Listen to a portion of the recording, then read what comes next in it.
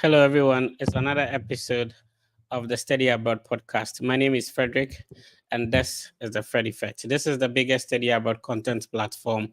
And on this platform, what we do is to inspire and motivate you as you prepare to study abroad. So, I have been through the study abroad process. I've had opportunity to have two master's degrees on a full scholarship. I've also had opportunity to assist thousands of people to go through this process. So that is why I come your way um, throughout the various social media platforms to create content, explaining to you how I did it and how I've been able to assist other people and how you can also do it. So every weekend on Sundays, most especially, we come your way with a Study Abroad podcast. So on this podcast, what we discuss every weekend is to interact with individuals who have been through the process, admission officers from various universities, to let you know how you can also achieve your dream of studying abroad. So today, I'll be talking to one good brother of mine who has also gone through the process, and he will be sharing his experience with you, how he did it, how many schools did he apply to. Was it on a full scholarship? Was it a partial scholarship? How did he even get the scholarship? What is he studying? How long did it take him to go through the process? Was it expensive? How much did it cost him? We'll find out all that within the conversation. So we are live on the Fred Effect YouTube page. We are also live on Facebook, the Fred Effect. We will be live on TikTok as well as on YouTube as well. We're also live on X. So do me a favor if this is your first time, tuning in, to subscribe, share, and also follow. If you do me a favor by sharing, that is a good way of supporting the Fred Effect brand and what we do, to support others as well. So my name is Fred. This is the Fred Effect. Let me bring my guest on and let's get started. Hi, Ahmed. Salam alaikum. Hi, walaikum salam. Eid Mubarak to all Muslims and Christian brothers and all people from various religious beliefs, and Eid Mubarak to you all. I pray that whoever you worship brings you the best of luck in any of your journeys. Walaikum salam. Right. Yeah. So this conversation has long has been overdue. Like, we've been planning to have this conversation for Right. some time because your story is so inspiring. I need everybody to get their notepads, their pen and papers ready. We are going to pour a lot of ideas and information that would help your study abroad journey. So happy Father's Day to every father, and happy Father's Day to you, Ahmed. Thank you. A So potential Ahmed one. is not a and happy Father's Day to Ahmed's father if he's watching. Is Yeah. your father watching today? Unfortunately, no. I think they are busy with, Oh, Eid. Okay. So today is the Eid, or tomorrow will be the Eid. Today is the Eid, and Okay. so So, usually this big one, they are up oh, with then it's a perfect timing to have this conversation. So, right.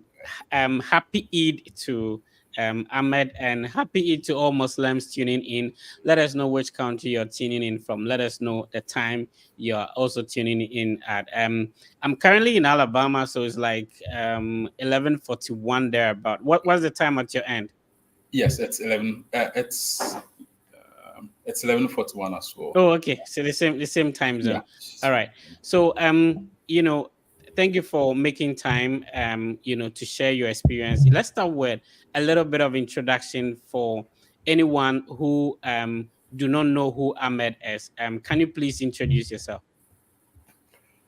Thank you. My name is Ahmed Dankwa, and then I am from Kwau and the Bro, East. can you speak up a little bit? Yes, my name is Okay. Ahmed Dankwa. I'm from Okay. Kwau in the eastern region of Ghana.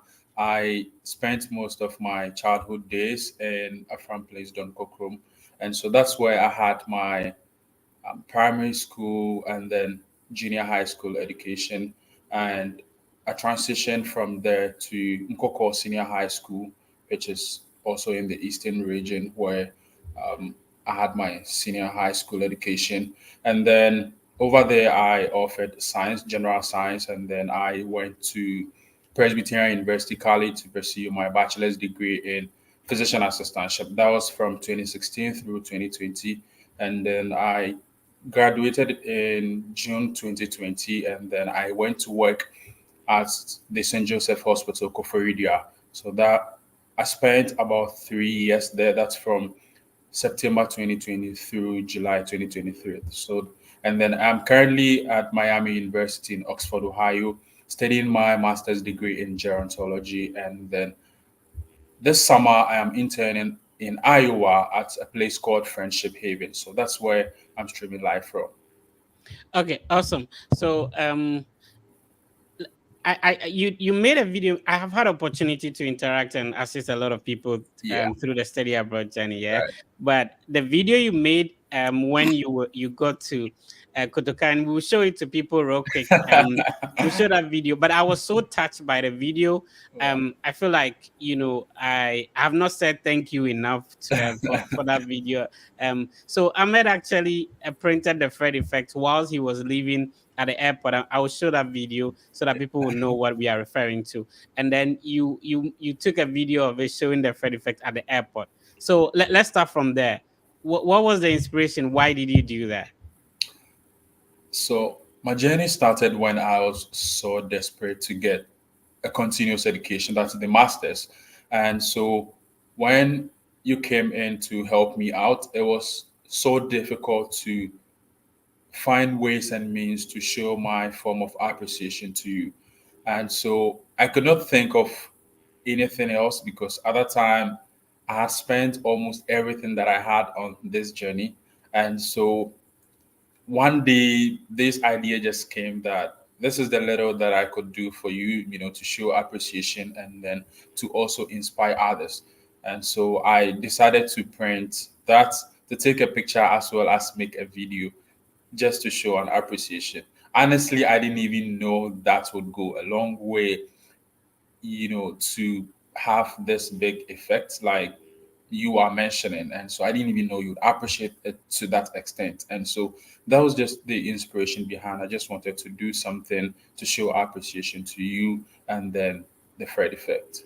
Yeah, I really appreciate that, bro. So let's delve into it. So which university did you graduate from in Ghana?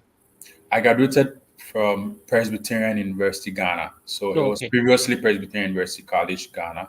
So yeah, and then I did my bachelor's in physician assistantship. hmm And you said that you're currently studying gerontology, master's degree in Yes, yes, gerontology. yes. So how is physician assistantship related to gerontology, and why didn't you apply to, let's say, a master's in physician assistantship but diverted to gerontology? So before I applied to this program, I had different experiences at the working at the hospital setting. I was more of a clinically minded person before trying to apply for these programs.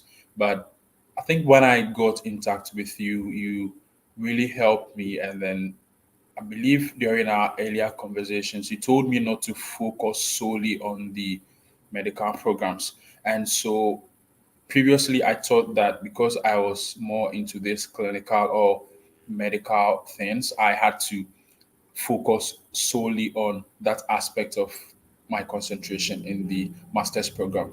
And so I started thinking wide. And so that started my curiosity in trying to search for alternatives. And so, because I had experiences with some older adults in the hospital setting, which I didn't really like how some family members were treating their older adults. And so that was another dimension that your advice took me to search for something related to that field. And so that is how I came back. I didn't even know what gerontology was, before I started searching. And anytime people ask me what it is, what gerontology really means, I just tell them I didn't even know what it was before, you advised me to do that. I started searching and then I came across the gerontology and then I applied. You think you made a good choice? Like maybe you would have been better off studying a master's degree in the field you had your bachelor's degree in. Has the gerontology program been helpful? Do you think you have made a mistake not pursuing the same physician assistantship program? No, one thing about me is that I hardly have any regrets. I take everything as a learning experience. Mhm. And I don't think I made a mistake with that because there are other parts of life that I am experiencing here, and then the kind of people that I have found myself with, I believe that environment alone is much more significant, you know, than the kind of food that I am doing now. So yes, I would say um, it equally matches what Mhm. my expectations in the medical field would have been. But this new gerontology thing is actually opening my eyes to a lot of things. I was trained as a medical personnel, but this is more of a social science program.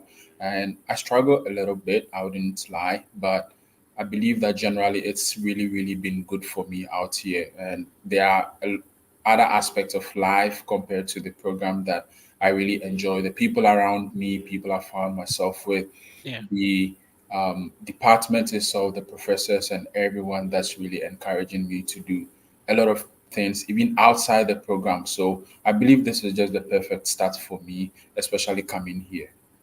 Right. So I'm still here with Ahmed. Ahmed is studying at Miami University, a master's degree in gerontology. He had, a background in physician assistantship, but currently studying a master's degree in gerontology. If you're just tuning in, we are live on the various Fred Effects platforms. Do me a favor by sharing and subscribing. Also, drop your questions in the chat later on the program as we do it every weekend. I'll share the link so that you can join us live and then ask your questions, and then get answers to them. So, Ahmed, let's start. So you are currently in Miami University. Is it the Miami in Florida? Explain. No, when I first saw the name, I thought that was Florida. So I was thinking, wow, this is the party island for the United States. So when I searched more, I got to know that now this is the Miami in Ohio. So it's in a very serene, quiet city in Ohio. We call Oh, it okay. So the Oxford. Miami University is in a city called Oxford, Ohio. So Yes, yes, yes. which other universities did you apply to? So people are watching, maybe they have the same background like you, physician assistantship. So which other universities did you apply to apart from Miami University? So I applied to Arizona University. Mhm. I applied to Miami University. I think I applied to Eastern Illinois, and then um, I think University of Miami as well.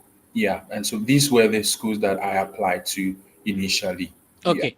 Northern Arizona University yeah, is in Flagstaff, Arizona, yeah. and you mentioned Miami University, which is currently where you are, Oxford, Ohio. Yes, University of Miami is in Florida, right? yeah, yes, yes. Okay. So with all these universities, were you targeting only gerontology, or you were targeting other programs as well?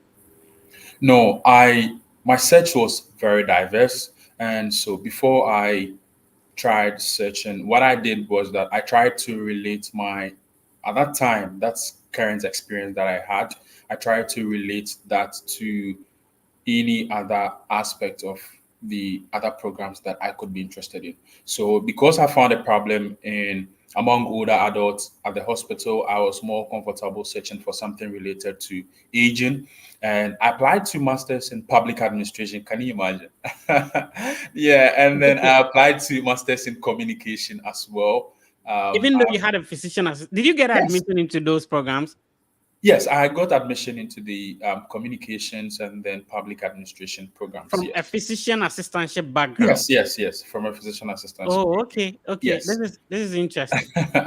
Yes, yes. So, I try to relate, like I mentioned, I try to relate all aspects. I try to relate all those aspects into the loopholes, to be able to find means to make a sense of connection between my experiences and then what the programs were also looking out for. So I didn't just decide to do communication. So what I did was that my initial search strategy was okay, so I found that there are issues with older adults in the Ghanaian setting. So Mhm. I started searching with master's programs for aging, master's programs for um, the elderly. These were some of the key words that I started I started searching with, right? So once I got into it, there'll surely be a lot of options. So I went through, did a thorough search. And so initially what I did was that I had a book that I dedicated to this process. And Okay. so anytime I searched for a school, I made sure that I wrote the name down and then the program that I found there. Or sometimes I could even go through all the list of the programs in that school. I remember you sent me a list of schools that I went through, and then I equally tried to search for other schools as well. So that is what I actually did. I had a book, listed everything that I found on that school's website, the program director's email, phone numbers, just anything at all. So a page of that book could be dedicated to just one school. So that is how my search strategy started for all the schools. All right. Every search. Yeah. So I'll come back to ask you how long it took you. So, Ahmed happens to be a beneficiary of the Fred Effect mentorship program. Yeah. So I'm super proud that I've had opportunity to have an impact in your life, and then things are also going on well with your program, and then at the admission and scholarship. So, for those of you who have not seen the video I was referring to, this is the video. Hey everybody, this is just all about Friend Effect family. Kindly join, subscribe, and you get the best out of the video. I have experienced it, I believe it, that I'm enjoying it.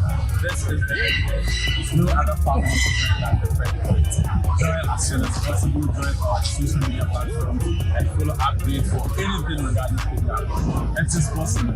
God bless. Hello, friend.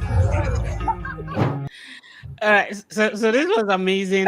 So this video was shot at the Kotoka International Airport after successfully going through the process.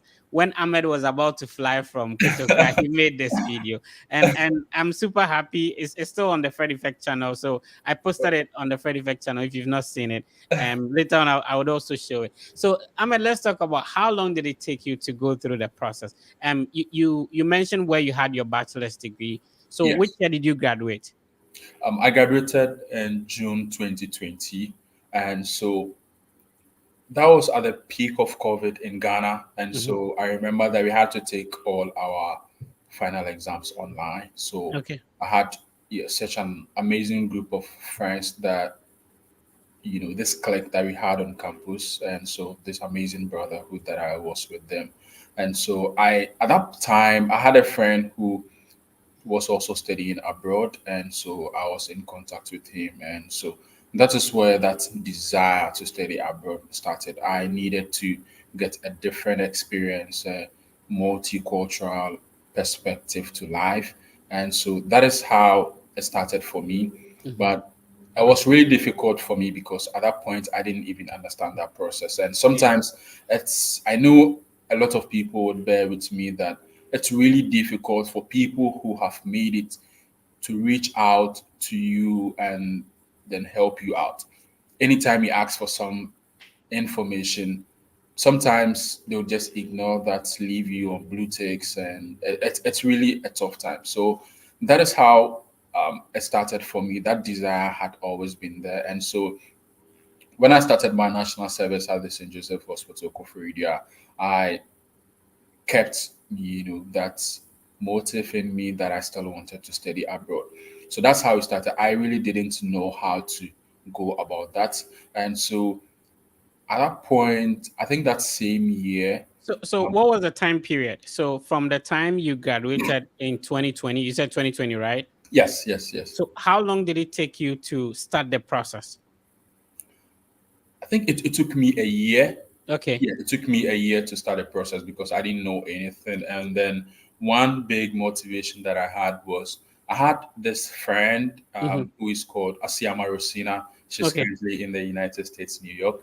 Uh, I had yeah, we went to school together. She was my senior though. Hmm. And so she had the opportunity to leave somewhere around 2020, 2021. I don't really remember, or maybe earlier. Yeah. So I reached out to her to teach me the process, take me through Hmm. the process. And then she was really a blessing to me. Although she didn't know it, she told me that, hey, I can't help you out like myself right now, but I knew someone who could do that. And so she introduced me to Isaac. I call Yeah. him So yeah. let's give credit to who is due. So shout outs to Rosina. You said her Yeah, name is Rosina, Asiama right? Rosina, yes. Ashema Rosina, shout outs to her. And then shout outs to Ike. So this Yes. is the story. Isaac was actually my teaching assistant when I was in University of Cape Coast. Right. So he came to Ohio University and then I linked up with him. So shout outs to Ike, shout outs to Augustine, shout outs to AC. They were these three people were sort of the core for me to get here. So when Oh, Isaac linked up. He was like, Fred, I'm super busy right now. I need you to help someone out. And that's when the connection came through. yeah, And right, right. he is my senior man. So once he said, Fred, you have to do this for me, I was like, okay. Then I have to also appreciate the fact that, bro, you were very serious. You see, Yeah. like I've had opportunity to, and I could tell you, he has also connected, some people to me, but these people were not serious about the process. But you were such serious that immediately I tell you to do something, you're like, yes, and I'm like, this guy is too serious. Yeah, I Yeah, remember you the first time you told me that, and I was telling myself, bro, do you know do you know how eager I am, to yeah, get this done? And so it's really been challenging, but it used to be. But lately, when you try to tell people that you have to go through this as I did, and it really becomes a challenge because they feel like you probably don't want to take them through. And so it was really difficult. At that time, we didn't have these YouTube videos, yeah, and yeah. I knew you were super busy. I had You not had started it time for me just once in a yet. while. Yeah. Yeah, but it So was, shout out to Ike. Ike yeah, really did well. I think yes. he's currently in Ohio. The last Oh, time I spoke to him. So yeah. Shout outs to you, Isaac Asante. All yes. right. And So then let's Asiama move Rosina, on. I always mention it. Yeah, yeah. Yeah, Shout outs to Isaac. So yeah, let's move on. So when you say you're on a full scholarship, yeah. and let's start from this side. So you started in 2021. Does it Yes. mean that you got to the US in 2021, or how long did it take you? No, so 2021, when I got in touch with Hmm. you, um, you had um, times for me that you showed me the process, and then you sent me list of schools that I needed to target. I think at that point when I contacted you, it was around December when applications were almost due. Yeah. So you sent me the list of schools, and then I had to go through all those schools, shortlist the programs, the emails of the professors or the program coordinators, and Hmm. so that's what I did that very first year. And this whole process takes a year, right? That's Right. if you are lucky and fortunate to have figured all your things out. Hmm. So in 2021, that's around November, December, that's when this started. And so I quickly went through, shortlisted a few schools that you helped me to um, go through with my preparations with statements of purpose Yeah. and recommendations letters to figure those out was a bit difficult. So I think I submitted my applications around early January.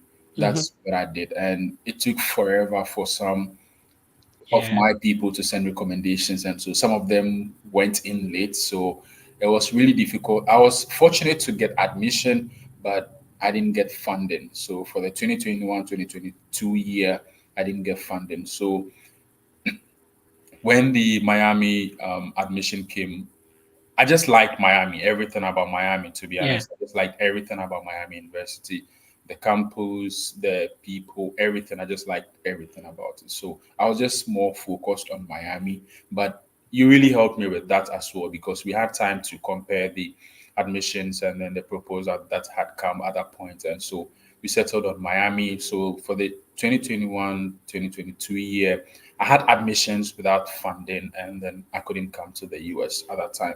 Yeah. I remember we had like two different I-20s. Yes. Miami University and which school? It was Miami University and then I think Northern Arizona University. Okay, Yeah. so you had like admissions from these two schools as Yes. at the first year, Yeah. but because there were no funding, you Yes. decided that okay, I'm going to drop it and then focus on next year. So you deferred those programs. Yes. Yes. Yes. Yes. So Okay. that's what I did. I deferred the program. I know that not all the schools accept that conditions though, but Mhm. I was fortunate that Miami and Northern Arizona did that for me. Yeah. So what it means is that it practically took you like 2 years to Two go years. through the process. Yes. Yes. It Yeah, took me to. because the first year you had admissions, there's no Yeah. funding. You said, okay, let me defer and then work on it again. So Yes. let's talk about finances. You were a national service personnel. With all these schools you applied to, did you get application fee waivers? Did you have to pay application fees? Where were you getting the money from, and how expensive was it? So it's Alhamdulillah, it's just was a miracle that God pulled through for me to go through all this process. I was earning 559 at that time, Mhm. and then I had to pay my rent. So if you are listening to us from Nigeria, you don't have an idea. So 559 was like Yeah, 559 Ghana cedis as yes, yes, allowance for yes, national yes, service. yes, And how much would that be? Would it be like $100 this time around? No, it wouldn't yes. be actually. Yes, I think it should be around. No, no, no. I'm not sure it would be. Yeah, as at then, let's say $100 there. Yeah, let's just Yeah, say man. $100. Yeah. Yeah, at that time. So um, I had to pay my rent. I had to pay other bills. I had to feed myself at that Hmm. point. And so everything basically was from me. I didn't really wanted to disturb my parents, because I had graduated and wanted to Yeah. find myself. So I started saving a little bit. I am not someone who spends recklessly. I easily give out money to people who need it though, but I try to save a lot. And then at that time, when I completed school, I was also doing research for people, and then so I teamed up with Cadell, who was a mate of mine at Presby University, and so we learned the research process, and then we we did research for undergrads, and then Hmm. sometimes our colleagues, and then people from various NTCs. So I had another source of income from that side, and so I was saving a lot from that side. And fortunately, around early 2021, I met a friend, Joseph Shavari, who introduced me to his family. We were close, and so he took me to his mom, and then I became a part of their family, and that family really fed me. So throughout my stay in Koforidua, I became like a part of family. And so it was really interesting at that point that God came through for me that way. I didn't have to spend a lot on food. And so that is how I was able to get some money and then to run my thing. Sometimes I took shift for my doctors. We called it locum. And so Okay. I'd run locum to get some money as well. So those were the only sources of my income at that point. What would you say was the most challenging part of the process? The application period, or getting admission without funding, having to defer to next year, or the visa processes, getting a bank statement. Like, which part of the process, going through, which part of the process do you think is the most difficult? I would say that each stage of it comes with its unique challenges.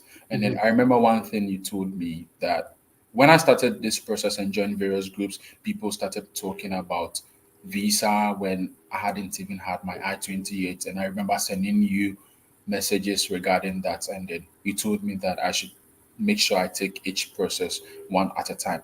So that was it for me. I listened.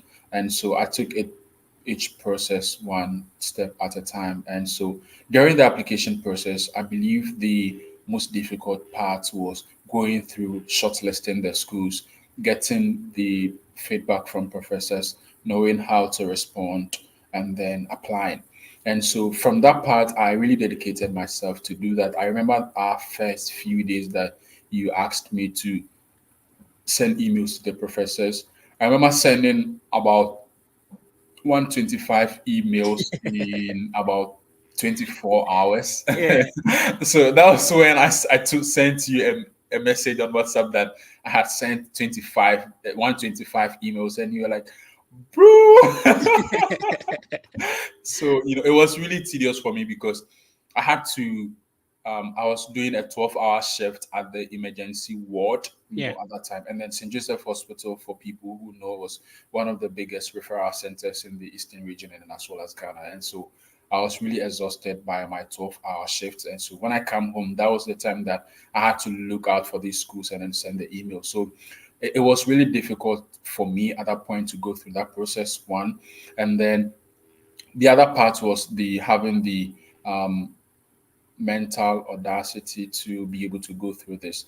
My other breaking point was not getting funding and then having to decide that, okay, this is all right. I have to defer to next year Yeah. because this year wasn't working out. So it was one of the most difficult parts of the journey for me. But once I overcame that, it was really difficult to tell myself that I have to try again this Yeah.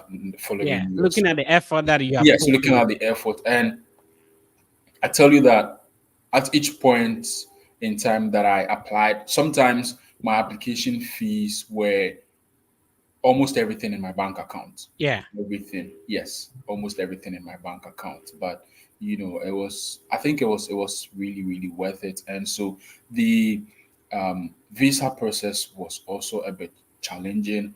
I started the preparations at the time when it was Ramadan. So I had to wake up to Yeah. I had to wake up for Ramadan as well as join the sessions. And once I'm up, I have to go back to work right afterwards. And so those times were really challenging for me. I think I usually had about good sleep, I would say was around 3 to 4 hours for me at that time. Yeah, so that was really really challenging. But I think you also really really helped me emphasize on a very positive mindset from the beginning, which I Yeah. really, really liked. And so you were always, even on the mock sessions or in the various groups, if anyone posted anything negative, you'd be like, we don't tolerate any negative energy here. So stay Yeah. positive. So that was one of the things that I was really appreciative of. And then I took that mindset. And so I stayed positive despite working hard in all of the process. So I would say each one of the process comes with its unique challenges, but trying to take each one of them at each point in time is really worth it. You know. Right. So if you are just tuning in, you are not late. I'm talking to Ahmed. Ahmed is schooling at Miami University in Oxford, Ohio. There's actually University of Miami in Florida, but Yes. he is at Miami University, which is located in Oxford, Ohio. It's, Right. it's a good Ghanaian community. I've been there myself. So, if you are considering applying to a university, try and add Miami University to your list. It's in Ohio, a city called Oxford. So, let's talk about has it been worth it? A lot of people do not know what is on the other side. So Yeah. like you didn't know what you were going to encounter at Yes. Miami University. You were coming to more or less like a country you have no idea whether you're going to survive, but you were Right. putting in the effort. Has Yes. it been worth it? How long have you been in the US so far? Is it a year, I'm, 2 years? no, it's been 10 months so 10 far. months? Okay, Yeah. almost a year. All right. but Yeah. It's been but 10 has it been worth it, or should I say, is it glass and kwa or in Oh, okay, so I'll say that there are glass and quartz certainly. Yeah. And then baby seeing kakra and baby or haju one kasaudo. So what I'm trying to say is that yes, everybody experiences something different and then unique anytime they move to a different country. It's not just the United States. And then I'm glad and happy where I am. It's really been worth it for me. Looking back at where I was and then where I am now. Mendru ye. Name meeting I can say, Bibi Yankopon Edemi Adri Maniaje. Yeah. So for those of you who don't speak to, what I'm trying to say is that it's really been worth a journey of taking that enormous risk. I remember at a point when I had sorted everything out. Yes. When I went for my visa interview, I had to take a loan from someone, to pay fully for my service fee. And so I literally had nothing in my account at that point in time. So I had to like spend everything that I had saved and worked for throughout the journey. And it's a very comfortable place, but then it depends on you. I am not an outgoing person like that. I don't spend that much. And I try to get some financial advice and help save and then manage my finances. Not so well, but I try. And so it's really, really been worth it. Yeah.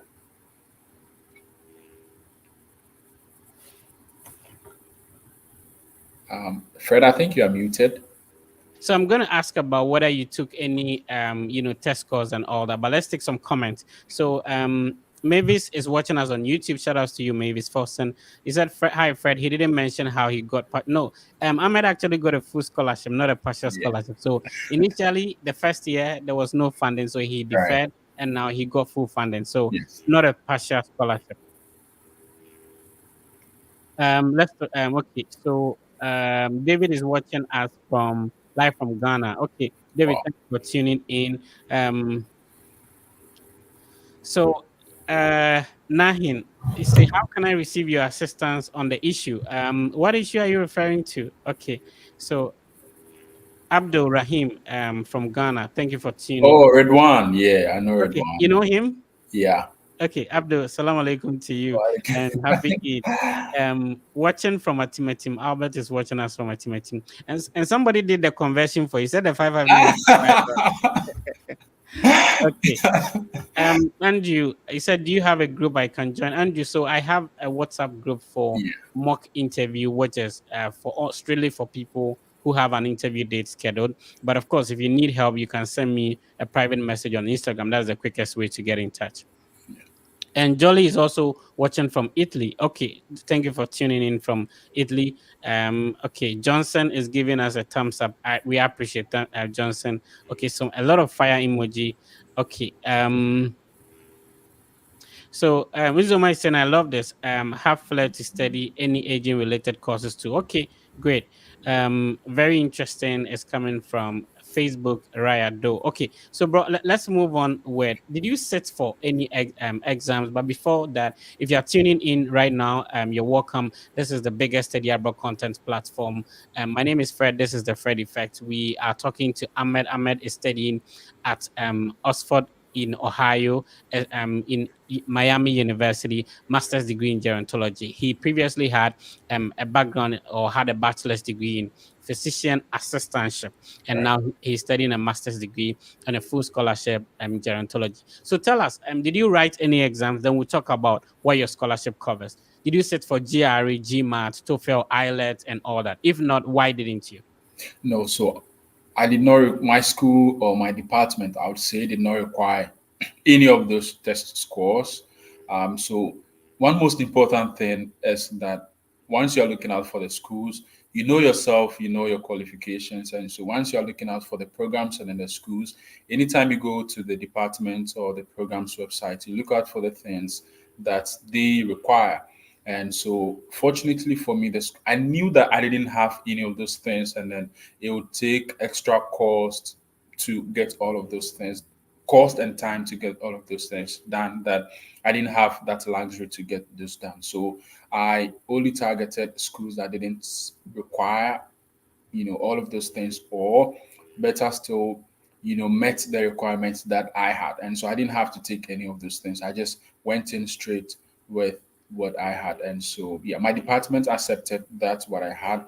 And one of the things is that some schools require English language test, but it's important to communicate with the program heads or maybe some people from the department, because in place of that, I requested an English proficiency letter from my school, Presbyterian University College. And so the school accepted that and then waived off all of those things for me.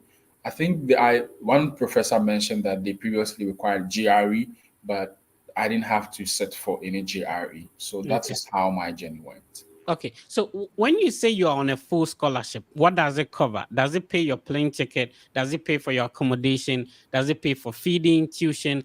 What does the full scholarship cover in your case? Yeah, so in my case, let me just put it straight. Mm-hmm. Every full scholarship or anyone who says they have funding, either partial or full scholarship. Okay, we know partial is partial. So let me Right. talk about those who have full scholarship. It Okay. differs by or from school to school, and then as well as program or the level of education. So mine didn't cover. It covered 100% tuition, Mm-hmm. and then um, living expenses as well as 33. They have something they call the general fee. So the Okay. general fee, it's only covered 33% of that general fee. So it Mm-hmm. meant that the remaining percentage I had to pay. And so I don't have to pay any form of tuition. Okay. But this is America. Sometimes there are other miscellaneous things that comes in as the total cost. And Mm-hmm. so I had a deficit of $6,677 that I had to pay. And so I received stipends, and so I managed to pay that deficit from my stipends. It doesn't cover my health insurance, so I pay my health insurance from my stipend. I have to pay my own rent. I Mm-hmm. had to purchase my own plane ticket. But I think I've heard a couple of times that some people in different programs are fortunate to have their health insurance paid for, Okay. and I think even sometimes accommodation. So it depends on the school and then the type of program and place that you are studying at. Okay. So some people talk about, I receive stipend every 2 weeks, every month, every week. How is yours like? So for the past year since I went to school, we received ours monthly, but Okay. the university has put in measures to pay bi-weekly Mm-hmm. from this coming semester. So I don't know how Okay. that would look like, but previously it used to be every month. Okay, so if you compare your monthly earnings as working at the hospital Yeah. versus you being a student, so as a student you work how many hours? 20 hours? How many hours do you Yes, work? our department requires that we work maximum of 20 hours, but my contract is 18 hours per week. So do you have certain weeks you work and certain weeks you school, or you combine the schooling with working? Yeah, so I have to combine the school with working, and I am a graduate teaching assistant, and Hmm. then I serve 9 hours for two different professors. So Okay. Professor A I work with him for 9 hours, and then Hmm. Professor B also for 9 hours. And so, aside my courses that I was taking for the past 2 semesters. I take 3 classes for which we attended class 6 times in a week. And Okay. apart from that, I had to attend my TA classes. Hmm. So for the undergrad programs that those professors were teaching, I had to find time to go to their classes. So I had to attend the class as a student, and then as well as do grading and then any other things that they require of me to do. And so I do both responsibilities for these two professors, and so it's always a tough one. But Yeah. so I work and school at the same time, both So in the same week. so after your national service, you were maintained at the hospital you said. Yes, yes, Okay. yes. So let's do a little bit of comparison. How much were you receiving back then, in terms of Ghana So cities? let me just say at that point I was not fully employed. It was Okay. a contract based. So Hmm. I had hours that I worked at the hospital per week. And so my, I wouldn't call it salary. So let me just say my allowance at that time Okay. was around 1,000 cities. And yes, and so currently my stipend, please don't be doing the conversion because Okay. so it depends on the semester and then what comes in because I I pay my deficit out of my stipends, and so Hmm. sometimes it comes maybe a little above um, $1,000. Okay. Yeah, yeah.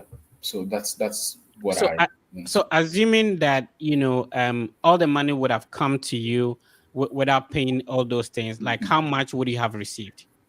So pre-taxes, I think should have been around maybe Okay. $1,700. Okay.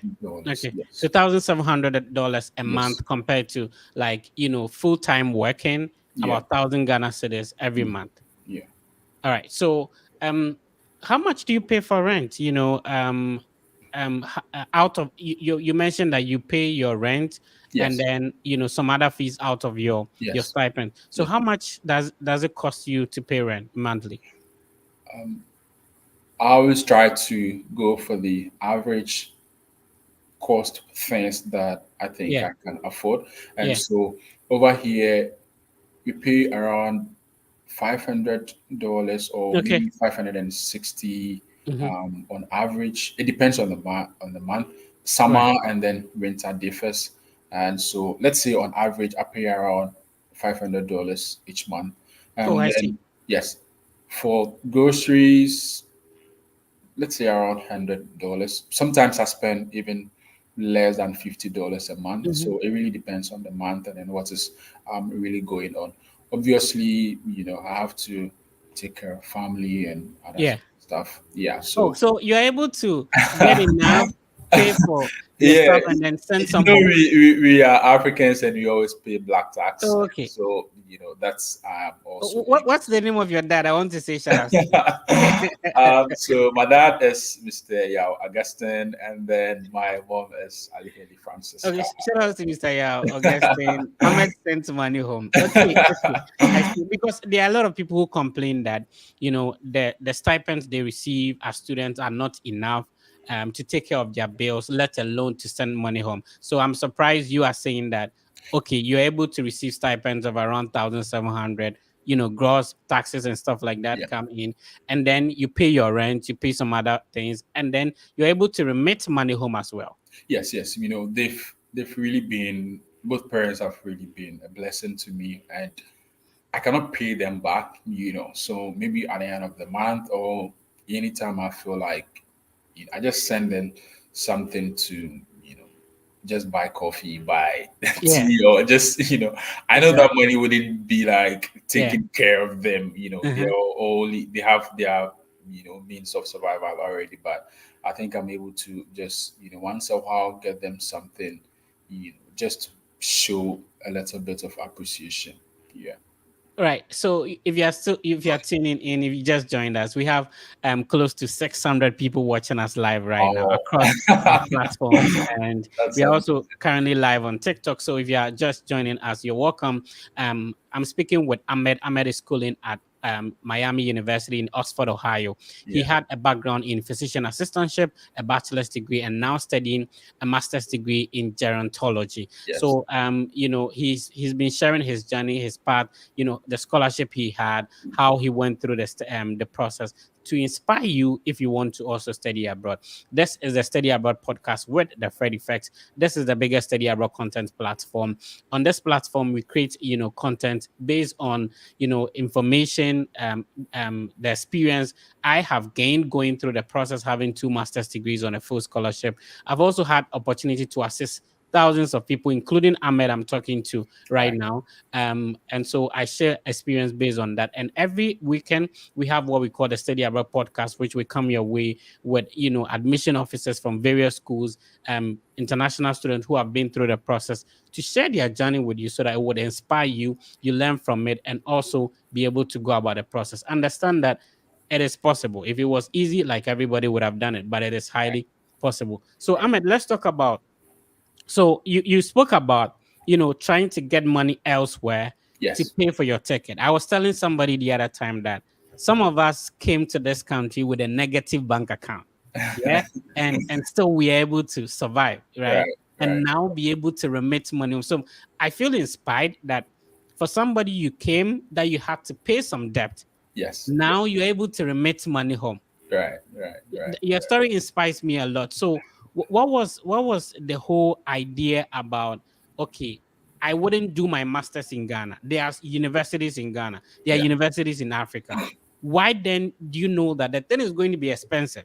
I don't have money for plane ticket. I need to go and borrow, but yet I'll do it. So it became necessary at a point in time that I had to add value to who I was, and so that for me meant that I had to sacrifice everything that I had or everything that I have to sacrifice to make it to that point that I wanted to be at. And so I believe that it was really necessary for me to make that sacrifice. I knew it was a big sacrifice that I was doing, and it was always a 50-50. This process is always a 50-50, even if you put in a lot of effort, because sometimes you can get denials and a lot of negative messages, from this whole process. But I just, try to stay positive throughout it. And at a point, I just told myself that let me just go all in.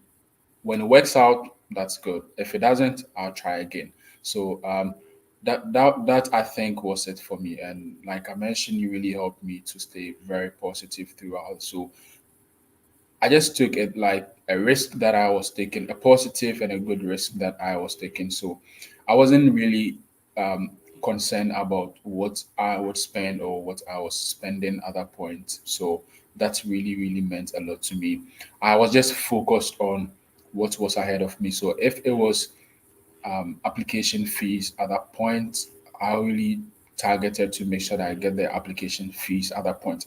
I wasn't thinking about plane tickets when I had to pay for application fees. Yeah. I wasn't thinking about service fee when I had to make room or money for bank statements. So, I took each process at each stage. I made sure that I took each stage. I managed each stage at each point in time. So that is what that risk meant for me. All right. So please don't forget to like the video. We are still live with Ahmed, and then we are interacting. So later on the program, I'm going to share the link on the various platforms so that you can join in and interact with Ahmed live. So let's get some comments on the way. Somebody said, he took your, so Godwin said, um you you said you paid application fees for him. Okay, I think he started with a comment. Let me see. So Godwin, thank you for tuning in. So Godwin is saying that when I was applying to Miami University, I took Ahmed's email from the school's website and emailed him, and he sent me his contact and has been guiding me. Oh wow, wow. So God bless you. Allah bless you, Ahmed. And then he said Ahmed even paid my application fee when I had difficulty paying from Ghana and later. Okay, okay, okay. So thank you for sharing all that, Godwin. So yeah, Oh, bro. I think that the sky is huge. All of us can fly. So I know the family at Miami, Glover, Yes, um, you Akwasi, know, Jejima, yeah, my Beaches, yes, William, it's an everybody. amazing family at, Yeah. Miami University. Right. So let's move on with the visa processes. So it has taken you 2 years to finally now decide that you're going to go for the visa interview. A Right. lot of people think this is the scary aspect. What walk us through, what was the experience like? So I initially had that fear in me that, especially with regards to the Ghanaian embassy, that people always say, hey, these people would always deny you, these people would always deny you. And so I remember at that point, I was really considering going to a different African country Yeah. to have my visa interview. But it was at that peak point where one time, I think I had similar concerns with someone else like Mhm. that. And then the person mentioned that, we were in this group of yours, and then you said, you just responded to the chat that it doesn't matter where you're having your interview. And so all that matters is that you just have to be prepared and then keep praying. And Yeah. so, that was an amazing moment for me that really transformed my perspective about my fear. And so you always said that even if, I remember you mentioned that you had a colleague that you were going to at the same point, and the person unfortunately didn't get their visa approved, but you Yeah. had yours. And so you always told us that, it's always, even if you are just two, just tell yourself that you are the one going to get approved. And so that was the positivity mindset that I took from that chat. And so at that point, I told myself, I made that decision that I was going to have my interview in Ghana. And it all boils down to mindset. I would say preparations, of course, is key. I know some people wouldn't prepare, go in and then had it. Um, I know that I was different, but I had to put in a lot of effort. So I really prepared, joined the session for more than 2 months, I would say. And then I equally joined other platforms as well. That's one with Kingsford Onyina and then I think Kwesi Live. Yeah, so it was really good. I started preparing through all those processes, through all those groups. And I I had to apply for an emergency and which was approved fortunately for me. I went in, the atmosphere, it's not really a friendly one out there, I must say.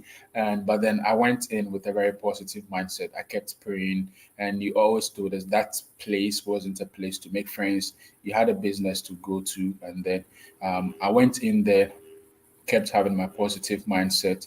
It's it's really scary sometimes, especially when you are in the room itself, with a lot of people. You're hearing and seeing people being denied, and so it's really a scary time. But God came through for me, and I think that most of it too, I was really prepared for it, and so it was really worth it. It wasn't really scary, and I think that anyone that went through that process in a different country would say same. All right. So anyone that goes to a different country will say same. So when it comes to you moving abroad, what has been the most challenging thing to adapt to? Is it the weather, the food, the accent? Do you have an American accent yet? Um, no, maybe just a little bit, but Okay. for when I started speaking well in public, I used to watch a lot of people. Like I think one was Rollins and then Reggie Raxton, and so I kind of learned that from them. And so people always said, even in Ghana, that yeah, I don't know how Kasa said Bruni side, that kind of thing. But that is just the way that I had always, been. And so um, I remember when I came in, it was really different. I had like very thick accent, but gradually you get to learn just some parts of it. And so I think some of them even do tell me that they can really hear me clearly now. Yeah. Eh, So the weather was a bit challenging for me when I came in, but mhm. my department was also very helpful, and they provided us with some winter clothing and a lot of other things. This was, by the way, for free, and so they were really really helpful. And the kind of people that I have around me, my apartment mates, and then the Ghanaian environment, and then the department as well. So the cultural shocks that I had, one was food, but I got to used to it. And then the other one was with regards to mental health. And so we are a family around there, but you also have to know that when you come, everyone is fighting their own stuff when it Yeah. comes to academics, life, family back home. You never know what someone is struggling with at that point in time. So we try to be there for one another. But then, at the end of it all, you always have to deal with it by your own self. So it was really hard. I have to keep in touch with people back home, my very close people, family and friends, and so that was really really amazing for me.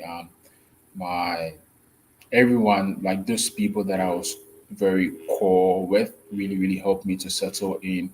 And it's really not easy when you come in here.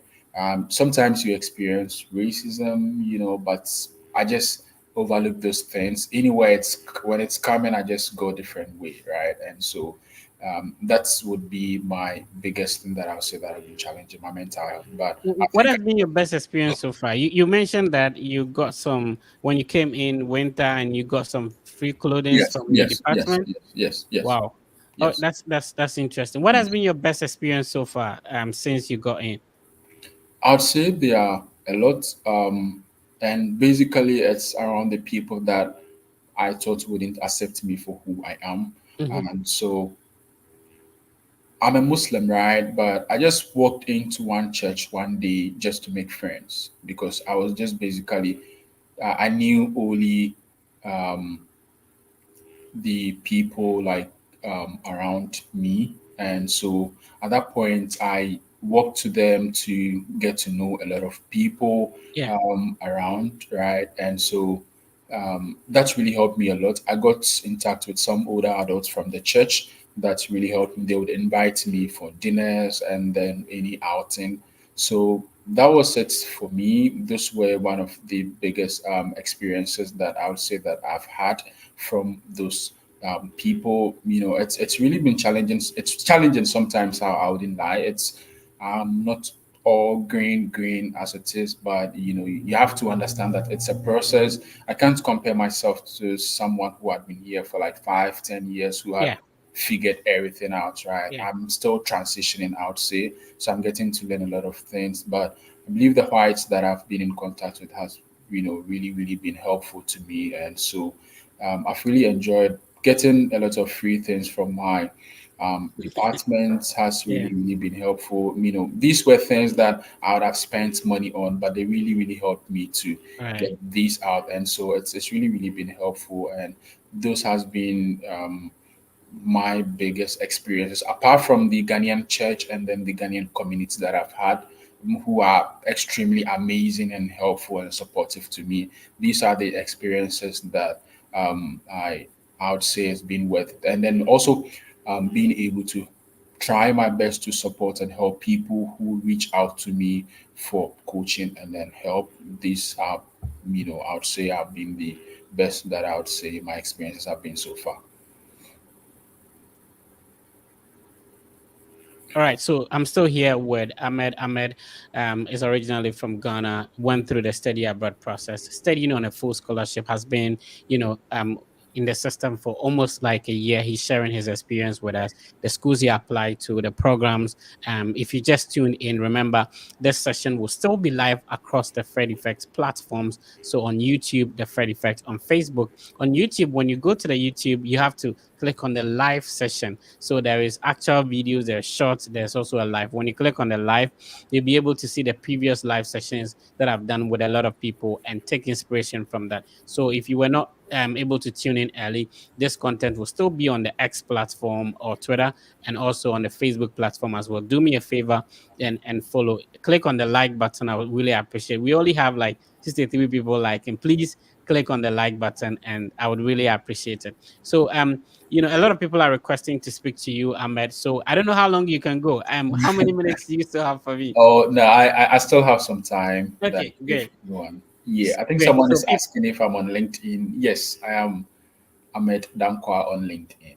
Yeah. right. So there are a lot of other comments. We'll be picking them and then we'll be responding to them as well. So one thing I wanted to ask you, did your scholarship come automatically? Did you have to attend an interview for it, or did it come automatically with your admission, or you had to submit a separate application for it? Yeah. So the way ours was, each applicant is considered, and so what I've come to learn is that your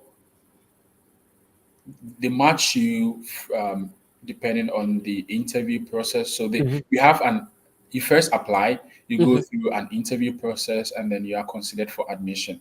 And then through there, they decide who to give admission and then funding.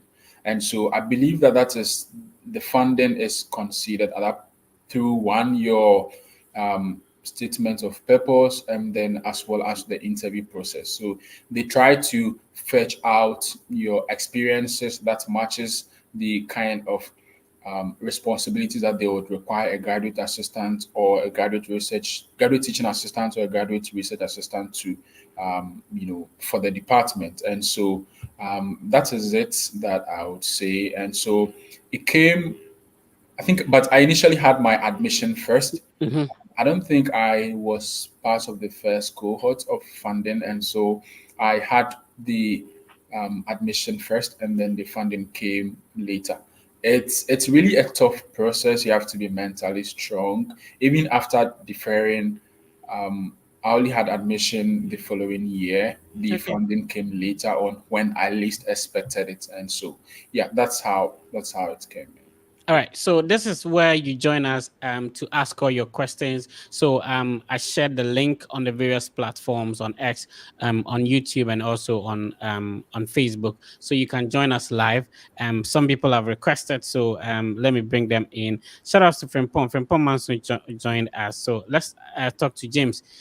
James, how you doing, sir? Hello, James. How you doing? James, you have the floor. How you doing, sir? Okay, James is having challenges Yeah. hearing us. So let's see. Try and put your video on. It makes it easier for us. Yusuf Musa, salam alaikum. I think he's muted. Okay. Please, can you hear Okay. me? Yeah, salam alaikum. Yeah. Walaikum salam. Please, how are Yeah, you go doing? ahead. I'm good. How are you? Yeah, I just got an admission to Johnson and Wales University just Mhm. last Thursday. So it's kind of the next step to follow. So if you can help me with the next step to go by. Ahmed, you want to go on? Yes. And so usually this process, I would say, is a tedious one. You could reach out to me via LinkedIn, but please, when you're reaching out, be very specific. Let's know how to help you out. I don't know it all, but I'll try my best to help you out. Fred is an amazing coach. He has a one-on-one platform that um, you have to just subscribe to, and then he would give you the best of coaching. That he is my boss. And then he has all the resources that I do. Eventually, even if I have to help you, you still have to end up being with Fred. And so, but I could try my best, to help you sort out things, to take things. Yeah, they were demanding some initial deposit of Yeah, so this let me 500 say this. US We, dollars. we had this guy that came to Miami last semester with partial funding, and he was just fortunate to have an amazing group of people who helped support him. There are always options. Yes, the deposit is required, but what you have to know is that it's easier to communicate with the program directors and as well as the international student office and see how much they can be of help to you. Once you're able to send this mail and then get a response from them, there could be things they could recommend you to, maybe other forms of scholarship or waive off your first semester's fees for you, and then you could join the subsequent year. But know that you would have to pay out of pocket that deficit if you don't get any form of full funding. Okay, so Yusuf, Yeah, they gave me a what did you partial say the one name of if the I school? What did you say the name of the school is? Johnson and Wales. Johnson and Johnson and Wales Wales. Okay, University. great. And What they gave happened me is a that scholarship sum up to 15,500. okay, congrats on That was the the scholarship. scholarship. Yeah, congrats on the scholarship and admission. So, in terms of enrollment deposit, like my brother Ahmed said, you can get a waiver. So, you can let them know either they can add it to your fees when you get to campus so that you can proceed with getting your I-20 and things started for your visa processes, right? So, communicate with them and ask for a waiver. If you could link up via Instagram, I can send you a template of an email. You can send them. That would help to waive off the enrollment deposit so that you can start, you can continue with the rest of the processes. Depending on what scholarship they offered you, Yusuf, you have to get them a financial statement. They will send you what we call the I-20. You pay for the visa application fee, and then you start the visa processes. So, this is what you're supposed to do. Thank you for joining, And my please, brother. Fred, this reminds me, please be very Okay. careful with the bank statement things. Mhm. A lot of schools are doing verifications lately. Yeah. And so once you send them those bank statements, if it's fake and then they get to know, it means that your admission will be declined. Every type of funding that you've had will be cancelled. And so please and please again be very, very careful and cautious of the kind of bank statements as well as documents that you send to request an I-20. All right, Shani, how you doing, sir? Hello, Abakar, how you doing? Okay, Okay, Abubakar, you need to fix your microphone. Looks like you're having connections with a sound. Okay, all right, Abubakar would have to fix that. Hi, Frimpon, how you doing?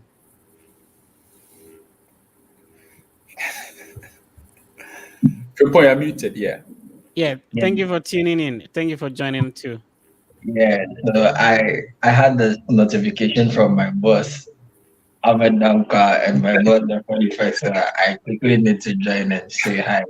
And I mean, reiterate some words of my boss friend and the words of Ahmed Dankwa. You realize myself and Ahmed Dankwa were on the same platform, and You're right. we're Right. all preparing for, I mean, the same semester interview. But then I remember my funding was very low, and Yeah. I've been speaking to Ahmed. You know, most people chance to speak to people who had presently had their visa approved more than speaking to the host themselves, you understand? Because the host gets to have a lot of things to do. So I spoke to Ahmed concerning about these two schools which I was preparing my interview on, and if I should go for the process. And, I mean, Ahmed spoke to me concerning about having patience and believing in the process and everything will be fine. And I mean, I kept well to Ahmed's quote, and I felt some point in time, no, I don't have to let this go because there was a risk. If Ahmed, you remember, it was a risk to let these two schools go down and leave that of the school which I had. But I mean, it's worth it. So whoever is on the channel would want to pay heed to what Mr. Fred is preaching out there and be patient to it. Once it is yours, once you get stuck in it, everything will be well fine. Yeah, Fred. That's it. So since you just stepped in, I mean, let us know which university you are at the moment, Frimpon, and what program are you pursuing?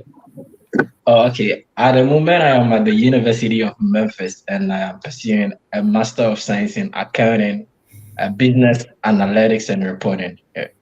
Right. So I just drove through Memphis. I came to Alabama, so I drove through Oh, Memphis, but I it was mean, a boss, bit. then you actually didn't try. I mean, sending me a hi to see you. I'll be passing by. You know, I was All right. coming down from Tennessee and all that. So all right. So let's talk to other people and Frimpon, if you could stay by, and of course we'll have a session, a separate session with Frimpon as well. So Vincent, please unmute your microphone. Ahmed is here. Frimpon is here. Talk to them. Frimpon, Vincent, your microphone is muted. Can you please unmute it, sir? Okay. My brother is finding it difficult to unmute his microphone. Let's see how it goes. Okay, Vincent is not able to unmute. John, this is one huge fan. John, unmute your microphone. Talk to Ahmed and Frimpong. Good evening, Mr. Alfred. Good evening, Mr. Ahmed. Yeah. Happy Sunday from this and happy Father's Day. Thank you. Please, don't be annoyed. I keep on coming here just to get help and other information because I'm trying harder every day to search for school that will accept my low GP, which is 2.1, and I'm financially unstable right now because I wanted to do my English proficiency exam, but You're right. there's no money yet. So I'm trying to spare admission with my low GP. I'm trying to leave this country just to go and do my master outside because I've, I'm just looking for a way to do my master, maybe in any related science courses, nursing, public health, on anyone. So I don't know what ways I can do. So I'm trying at hard, very, very hard. So what advice can you give to me? What do you want me to do? And what do you want me to follow? Okay. So what I can say for that is that you have to focus on what is first, and with the low GPA, please do not worry that much about that. And I know that financial constraints is a huge part of this process, for which you really have to take each step at a time. And Fred has amazing videos to guide you how to search for schools, how to communicate with professors, and all of those things. So once you've subscribed to the YouTube page or channel, don't just watch the videos that has been published recently.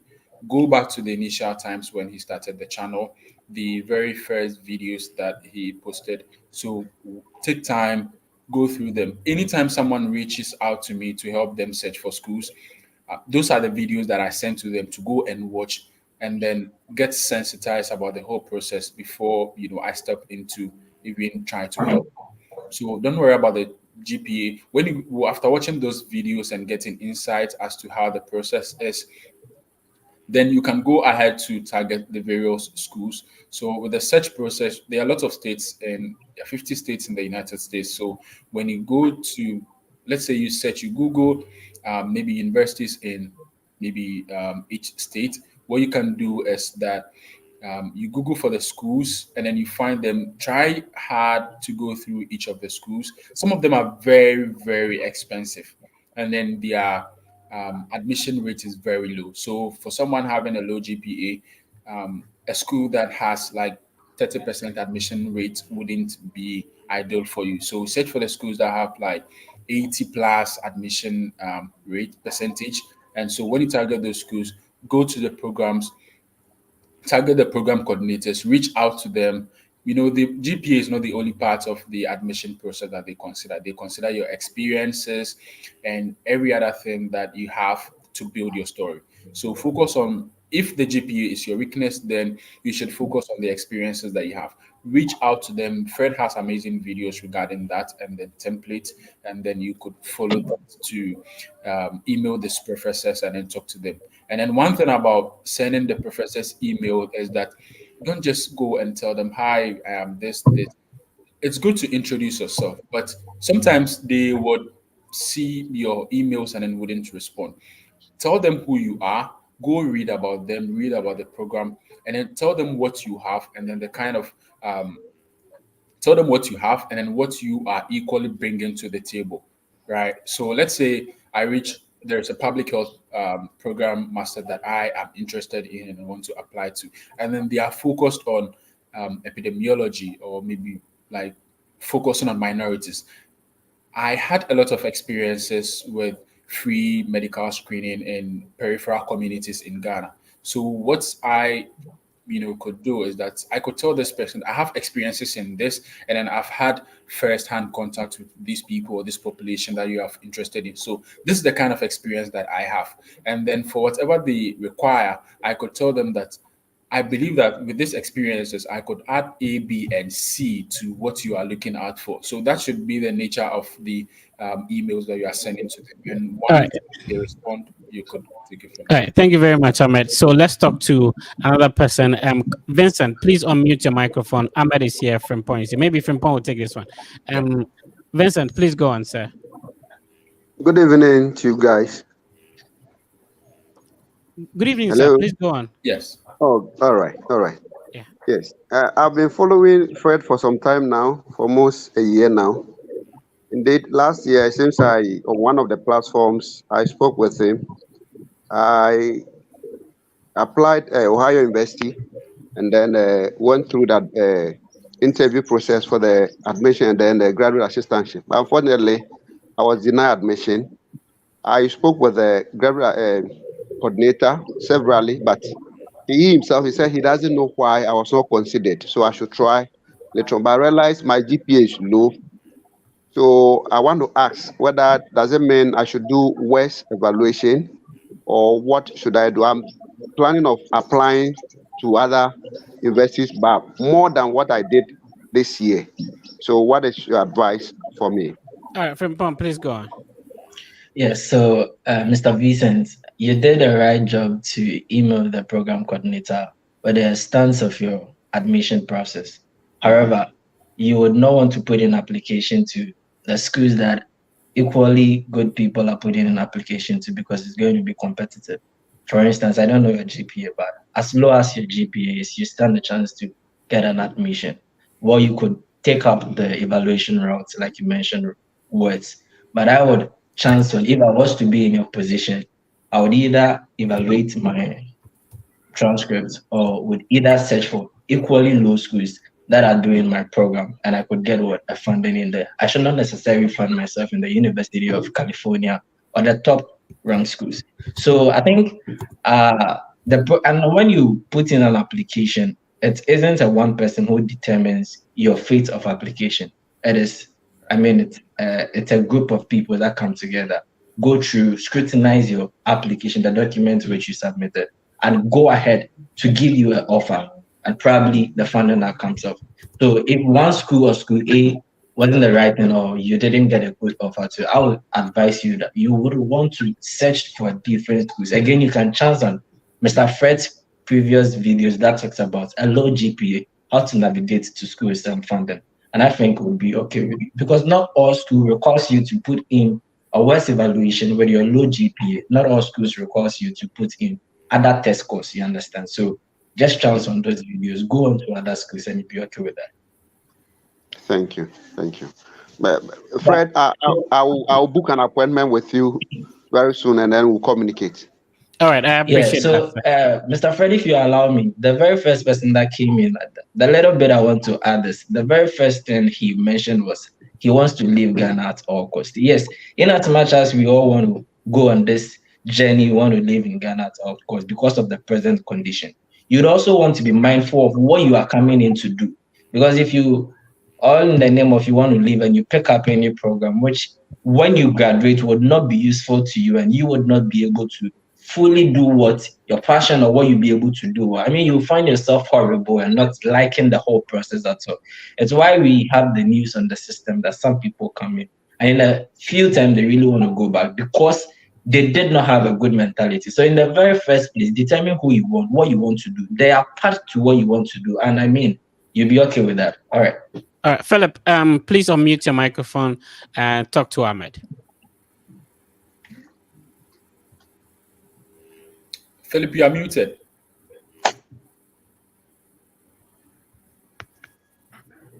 Hello, can you hear me now?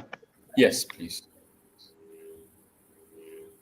Yeah, please. I had admission to University of South Dakota.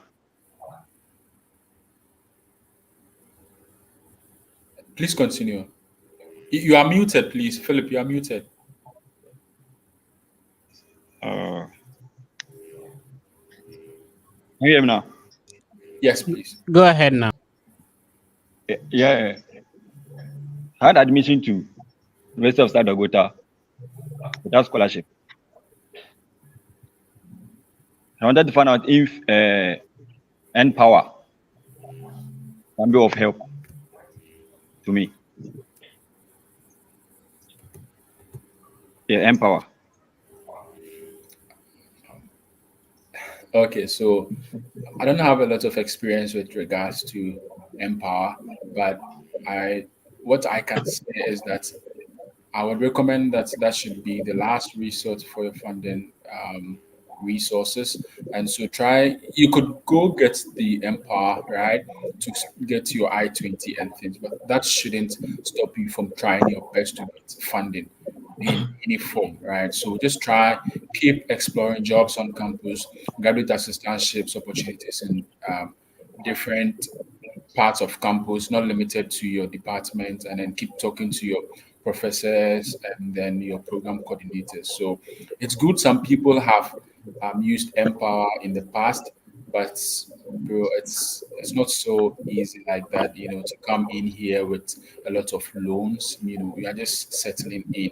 So that's I can't tell you not to go in for that, right? That's your decision to make. But I just want you to know that it's not really easy. You can make it though, but that shouldn't deter you from seeking for other sources of funding. All right. So Opoku, which university have you gained admission into? What's the name of your university? South Dakota. Okay. So what program is it? Computer science. Oh, okay. Then that's a good program. Okay. Which semester was it? For fall semester 2024? Which semester is it? For 2024. Okay. What progress have you made since you gained admission? Contacted them and so they said the scholarship. I'll hear from them, but till now, no show. And Okay, so you uh, okay. So if you've not heard so from then I them, wanted then to you have to for next year. So that make inquiries. So there is an international office you can contact. There's a graduate office you can contact. There's also the department head, the department in which you gain admission. There is a head as well that you can talk to. If you were assigned an advisor in the department, you can also reach out to that same person. Let's talk to Shani. Shani, please unmute your microphone and talk to Frimpong.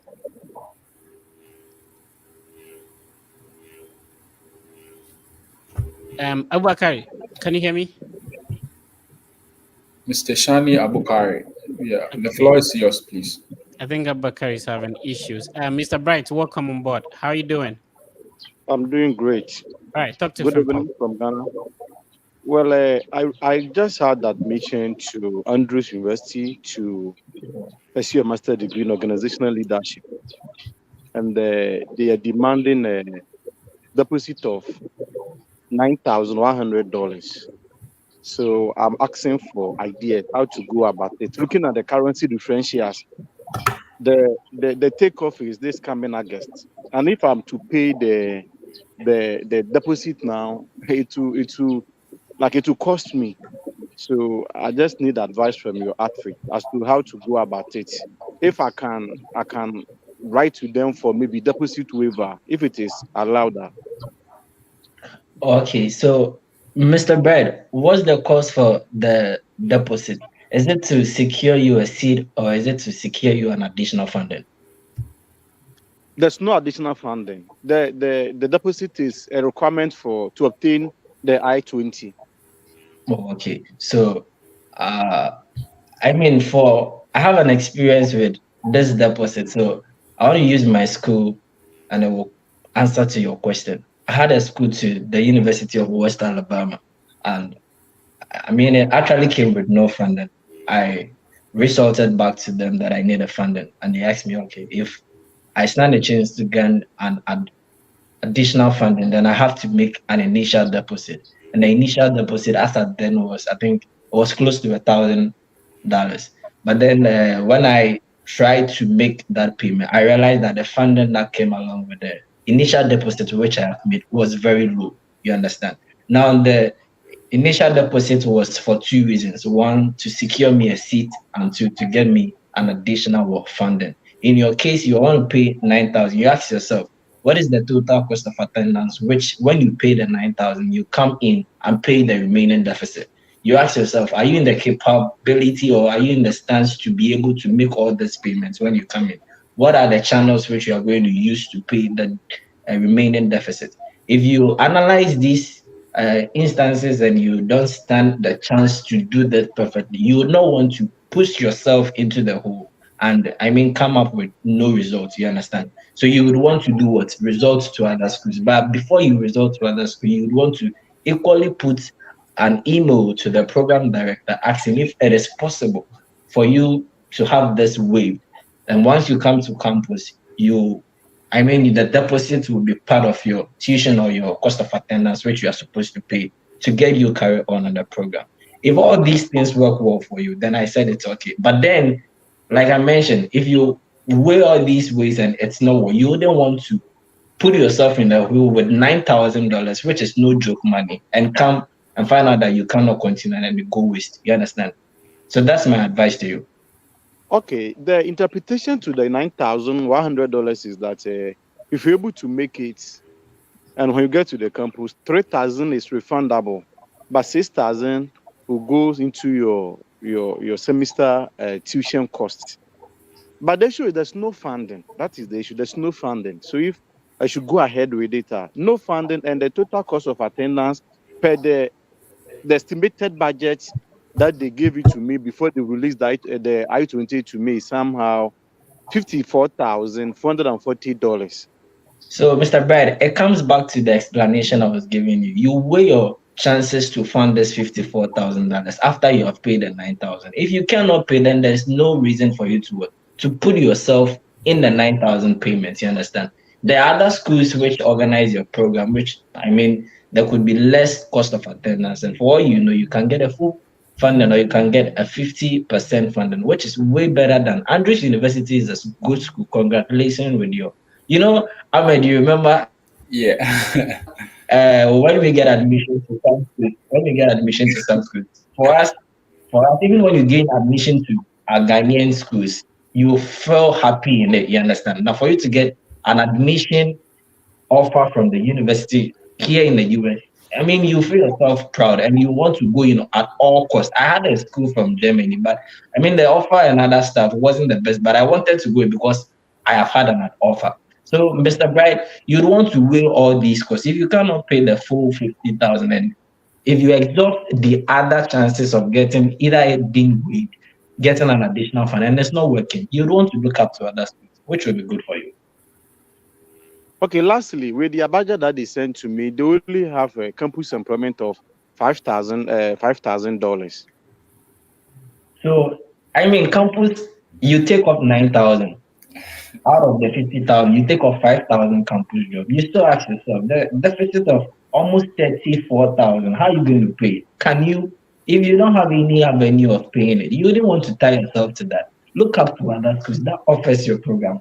Ahmed, what do you think? Yeah. So, Mr. Bright, it looks like you are so focused solely on the school. There are other options. I know it's difficult to try a second year, but please be patient and then try other schools that can give you very good offers, so that to make your stay, when you come, to make your stay a bit more flexible for you. Mr. Okay. Brad, what program is it? Well, I was asking if it is possible to write to the school for. What He's program? asking the program you had program admission to. What program? Oh, okay. Organizational leadership. Oh, okay. And you're being asked to make an initial deposit or fee payment. What is it? To pay 9,100 before I can secure the I-20. Okay, so you can ask for them to sort of defer the payment or waive the payment until you're able to get your visa approved. So you have to understand 9,000 is a huge amount. As you said, if you're going to convert it to the local currency. So the point is that, is it refundable? Because visa is not 100% guaranteed. Now, if it Sure. is, remember that you would have known all these if you had made inquiries before applying. Understand that it's a good university, just like Frimpong said, but it's a private institution, and you and I should know that private institutions are in for profit. So ask if, one, the money is refundable. Two, is it possible that they can defer it for you to get your visa before, if any payment should be made? I will not advise you, and just like Frimpong said, make a payment, especially if it is non-refundable. And two, it doesn't guarantee visa approval. If visa is not approved, are they going to refund your money to you? So it's good you've started working on something. I mean, you start from somewhere. It's great you've gotten admission. Congrats on that. There are a lot of information you can find out from the school, like either they could defer the payment until you get your visa, so that you can get your I-20 and start the visa processes from there. We appreciate you for joining, sir. Okay, so Joseph, talk to us. Joseph, you are muted. All right, can you hear me now? Yes, loud and clear. All right. Good evening, Mr. Fred. Good evening, Ahmed. Please, I'm currently a student of KNUST. I'm in my final year, and I'll be completing somewhere in August. And I would like to know, do you think it's possible to start sending cold emails to professors since I've not completed? I'm planning to maybe start my application in this October. So I'll complete in August, and probably in September, my transcript will be ready. So I want to start maybe for grad school in October. So do you think it's advisable to start sending cold emails right now? And besides, when I go through some of the websites of some of the schools, they ask me as part of the admission requirements, I'm supposed to upload writing sample of 5 pages.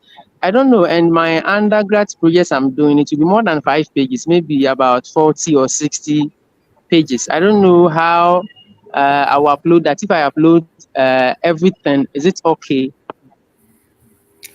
Yes, so thank you very much for that.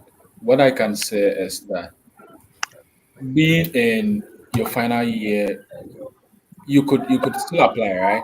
So one thing I'll advise you is that get your transcript as to whichever year you can. Usually, if you have up to third year, it's fine, or maybe fourth year, first semester. If you have that transcript, it's ideal, right? To start using that as a form of communication with the program coordinators, right? And so you can get that and then get a very good resume. Usually, when I'm sending um, the code emails, I don't just send the mails, I add my transcript as well as resume. That's just in case if they would want to look at it, that's fine. So that's what I do.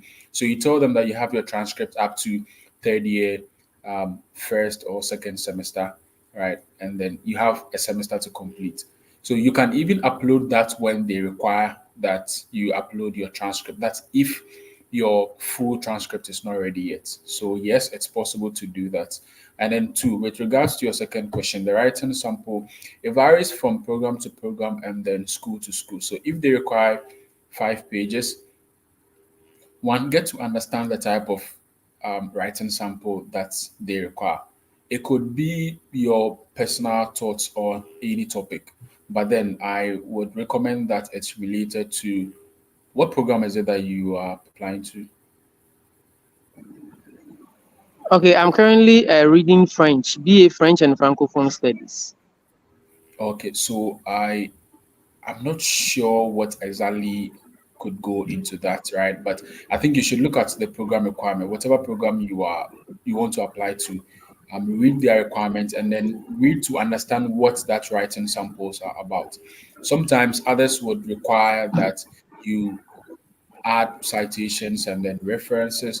Others might require you to just write from your own thoughts, right? Maybe on any subject at all. So read to understand the type of writing sample they require. You don't necessarily have to fix everything from your undergrad thesis into there. It could maybe just be an abstract. Abstract is usually just like a page, but you could just segregate and then put certain parts of that thesis. If you think that it is related to what they require, then you can just put various Okay. aspects of it into that writing sample. If not, you can get a very good general topic. Let's say diversity and then inclusion for bilingual students in from an African perspective, maybe a topic like that. So you write Okay. from your perspective with few citations up to that 5 pages, and then you can submit as a writing sample. Please don't go and use Chat GPT to write these things or any form of AI to write these things. As if it's detected, it means that you would be automatically um, Okay. denied of admission. Okay, thank All you. right. So Joseph, just like Ahmed said, mostly the writing sample is just to find out how good of a writer you are. Yeah, right. Graduate school, especially over here, is all about writing. So they want to know what previous work you have done. So normally you can just upload the introductory part of your write up. You can upload just a literature review session so that they see how good of a writer you are. And just like Ahmed mentioned, it depends on the program. So some programs may not even require writing sample. So you need to check the requirement and they will let you know how many pages they want. And that's it. You can upload just the introduction part of the whole thesis, or maybe just the literature review. They just want to have an idea that you're a good writer. Sometimes too, they can give you a topic to write about and you're good to go. All right. So let's talk to Mr. Andran. Mr. Andran, please unmute your microphone and go ahead. Hello, good afternoon, Ahmed and Fred. Yes, good afternoon, sir. Yeah, my name is Adrian. Well, I was born in Nigeria, but I live in Trinidad and Tobago. Okay. So I got admission at Carolina University to study masters in engineering management. Okay. But what happened is that I wanted to speak to Fred before I make a decision. I just Okay. took a decision the other day, yeah. But unfortunately, on several occasions, I had a booked one-on-one with him, but on several occasions, I've not been able to, establish a conversation with him. So I hope something will happen, something positive will happen very soon. So, so what happened is that I deferred my admission. Supposed to go this August coming, Okay. so I deferred it till next year. Okay. Uh, Next year, um, I wanted, I think it is spring. They say spring, Yeah, but spring. I wanted somewhere middle of next year. So Okay. I realized, I think 2 days ago they sent back all the documents to me, to print that offer letter and all of that, and the affidavit and all of that. So my question is this: I I had paid the enrollment fee before, and I realized the document they sent me again, they requested me to pay another enrollment fee. So I wanted to know if it is wrong or right, because I had already paid the enrollment fee, right? That is one. Secondly, I have other pressing questions. I would like to some personal things, and I wanted to know more about if I'm making the I right think decision. well, one-on-one with Fred would be an ideal for Yes, I these needed to talk to decisions. Fred. Yeah. I need somebody to guide me. I Yeah. don't want. So Fred is available to help Yeah, you. Yeah, Mr. Andran, so let me yeah. know, do we have an upcoming meeting? If not, then I have to send you the link to do that so that we can. I think the challenge has been like, the connection or something like that. Yeah. Yeah. Um, I'm I'm not right now using the laptop. I'm using the laptop, but last time I think I used my phone on two Okay. several occasions. I couldn't get through. So the echo and stuff like that. Okay, no problem. So Yeah, I'll send, I think you have my WhatsApp number and all that. yeah. I have a number here. I Yeah, was so talking to you then on WhatsApp. please let's schedule the meeting so that when the time comes, you use your laptop so we wouldn't have that challenge. Or Okay. we can even, arrange a WhatsApp call, but we just have to schedule in advance so Okay. that it will be suitable for the two of us. Okay. But is it possible we can have it on WhatsApp instead of? I Yeah, think that was, yeah. If it's possible on WhatsApp, I appreciate that.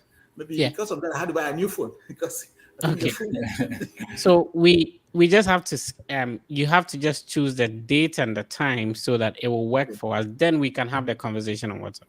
Okay. What happens? I think I should secure a new phone. Then I'll WhatsApp you. All right. All right. Thank you so much, Fred. All right. Bye bye.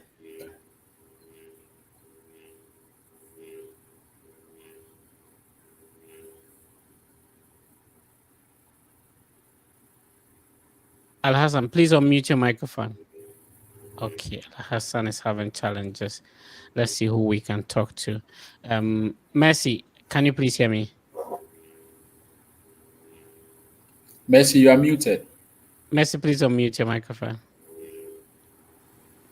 Hello, Yeah, good please. evening. Yeah, how you doing? Yeah, so my question is, I think I asked you this question some time ago Mhm. on Instagram, and you directed me to contact you on is it Facebook? Yeah. Okay, So I had admission into Ohio into the MAPs and War Studies for a mhm, 1 year program. okay. Yeah, but unfortunately I didn't get funding. Mhm, And after further inquiries, I was told that because it's a 1 year program, they do not really have is it assistantship positions over there in the department. So I have okay. to look elsewhere. And I've been looking, but as at now I'm not getting. Although I've requested for my I-20 and I've gotten, but I learned it's very slim to get visa, especially when you do not have funding. So I wanted to know if you think I should defer, like my brother here, I think he also deferred. Mercy, And to then, get your I-20 means you have funding. Just that the funding is not coming from the school. You sent a bunch of things to the school, and then they release yeah, your for the I-20. I-20, yeah, I have, but I learned once you do not have funding, like a scholarship, something like that, because the school fees is expensive. Okay, so The embassy people there are going to think that you cannot afford, or maybe you are not really going to study. yeah. All So right, they so might let's not take give it you from the here. So yeah. yesterday, somebody sent me a message, and then he was just saying thank you for helping me. He had admission to University of Nebraska Lincoln, and then his deficit was $49,000, and he had the visa approved. So there's no guarantee that if you have your scholarship coming from your school, you are going to 100% get the visa approved. Neither is there any guarantee that once you don't have a visa, you don't have scholarship from your school, but you've been able to get either a loan or maybe get a bank statement to secure your I-20. You will get denied. So it depends on you and the level of preparation you put in. I would highly recommend that you pay the visa application fee and then start preparing for your visa interview. It depends on the preparation you put in. So Ohio University is my alma mater. I have a couple of suggestions. So first, they have an employment website.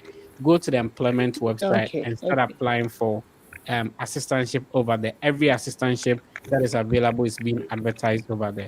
Talk to the director of the program, talk to the graduate office, as well as the international office, and something positive will come up.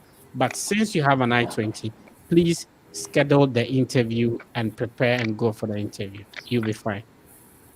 Ghost time, you are the last person we are talking to today. All Go right, ahead. thank you, Fred. I hope you can hear me. Mhm. Yeah, Yes.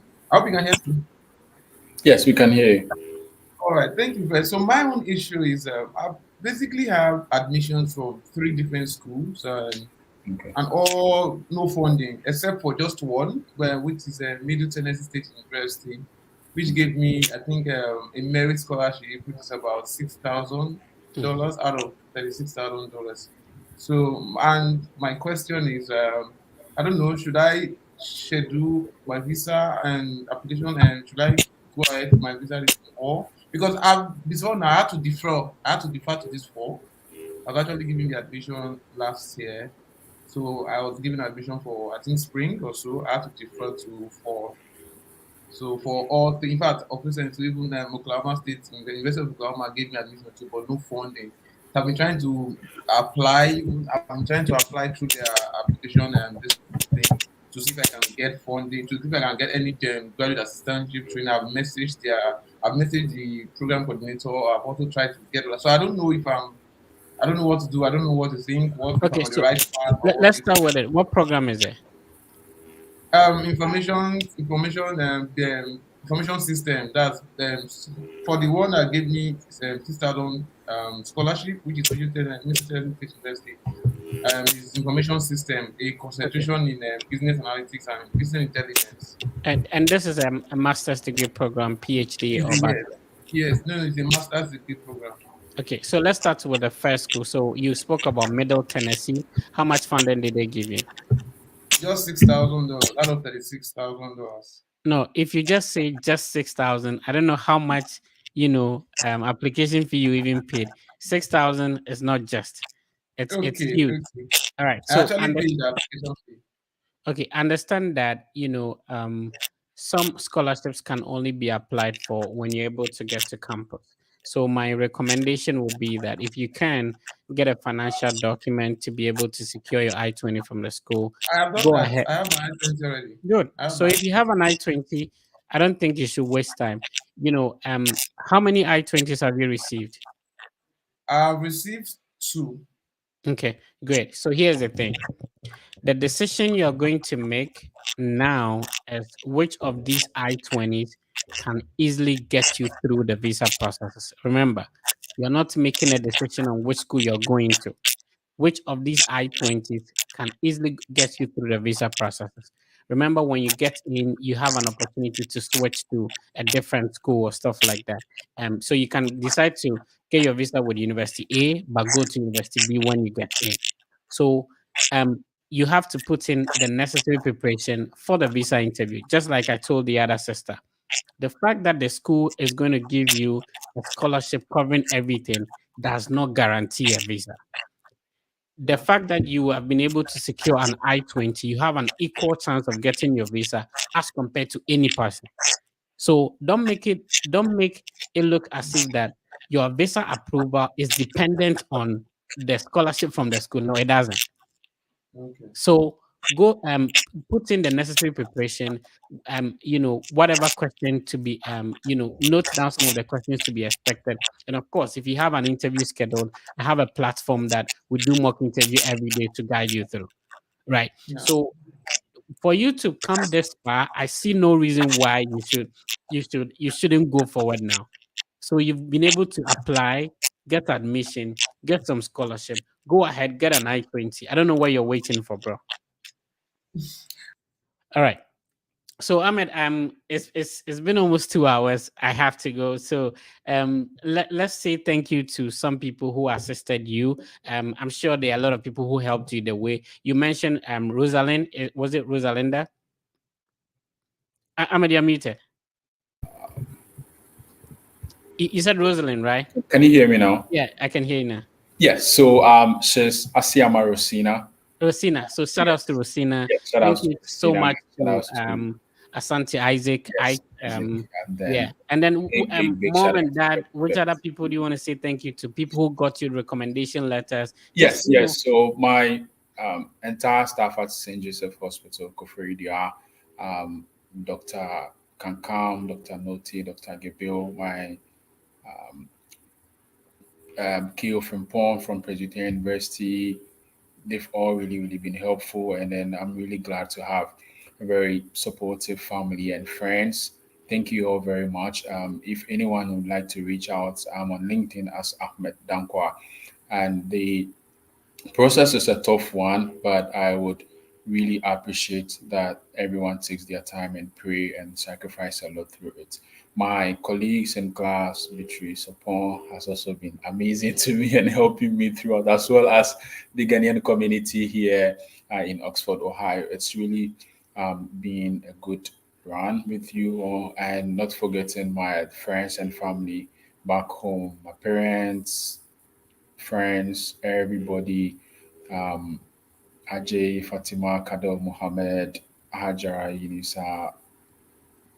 I appreciate all of you. Thank you all for the love and the unconditional support. all Yeah. right. So since Ahmed, it's a Muslim brother. Happy Eid to all Yeah. Muslims. Happy Eid to me, Al Haji Muhammad Al Hassan and Hajia Muhammad, Fatih Muhammad. These are my parents, Ahmed. Oh, really? Yeah, these are my parents. So Oh, Al Haji Al Hassan, he's been like a god on earth to me. oh, Happy Eid to him, and then Hawa Al Hassan, Zakaria Al Hassan, Hasia Al Hassan. Happy Eid to all of them. That's my like my Muslim, my family, right? So Ahmed, thank you for coming through. I yeah. appreciate the fact that you went through the process. I've been successful and willing to share your journey with our brothers and sisters. And I've seen the work you're putting in to also help other people, just like somebody was saying in the comments. And God bless you. We wish you that all the best, and you're going to go higher. So Right, yeah, right. the sky is the limit. And shout outs to all the family at Yeah, Miami University, yeah. Kutu, Champon, Darling, Glover. I CJ, don't want to leave anyone out. So Okanta, everybody, yeah, Beatrice, everybody, everybody. Isaac, Bell, yeah, Bell everybody. Lampin, Beaches, Yeah, everybody. And everybody. shout out to the family at Miami University. So we just letting you know that yes, it is possible that you can do it. Other people are doing it. We are not the only people studying abroad. A lot of people have been able to do it, and Right. so can you. So it's never going to be easy, just like my brother said, but it's highly possible. So yeah, Ahmed, thank you for You're pulling welcome. through. I really appreciate All it, right, bro. all right. All right, so that was my brother Ahmed, who is currently studying at Miami University in Oxford, Ohio. He has shared his journey with us. The idea is to be able to inspire and motivate you, and for you to understand that it is possible you can do it. Is it easy? No, it's not. Would you be the first person to study abroad on a scholarship? No, you wouldn't be. But would it be the last person? No. But is it possible? Yes, it is possible. You can do it. If Ahmed was able to do it, you can do it. If Fred was able to do it, you can also do it. So remember that the Fred Effect platform is created to inspire, motivate, and also assist you hold your hands through the study abroad journey.